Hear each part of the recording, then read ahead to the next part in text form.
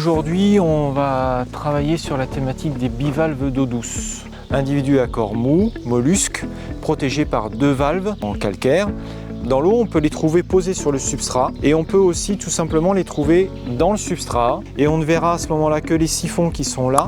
Les siphons, ce sont des ouvertures dans la moule qui lui servent à filtrer l'eau. Et on peut utiliser cet outil-là. Ça s'appelle un bathyscope. C'est tout simplement un cône ouvert aux 2 extrémités. Et ici, on a une partie vitrée qui va empêcher l'eau de rentrer.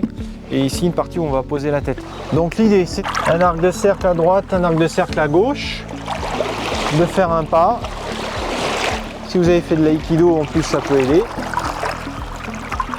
Et on recommence sur 50 mètres. Ça, c'est une Iniocrassus, une espèce qui est protégée au titre de code de l'environnement. C'est exactement ce qu'on cherche. Et là, on va la remettre dans l'eau très vite.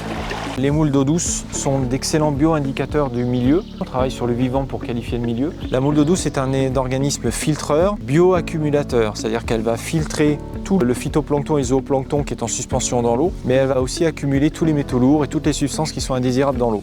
Donc en gros, quand on trouve des bivalves dans un cours d'eau, on peut imaginer qu'en amont, le milieu est acceptable et dépourvu de substances nocives. Ce sont des espèces dont le déclin de la biodiversité est dramatique aujourd'hui et c'est pourquoi on essaie d'en savoir un peu plus, de travailler déjà sur leur présence-absence dans nos régions et puis après voir si on peut travailler sur l'étendue des populations pour comprendre ce qui se passe.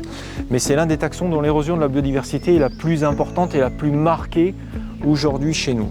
Et nous, OFB, ça représente vraiment le cœur de notre métier. Aujourd'hui, on va vraiment faire de la connaissance, on va produire de la connaissance sur des taxons, sur des espèces. Et cette connaissance, elle va servir notamment chez nous en matière de police. En amont, on a eu une pollution chimique. Et du coup, on va essayer de voir si la population de moules espérée est encore ici et comment elle se comporte suite à cette pollution.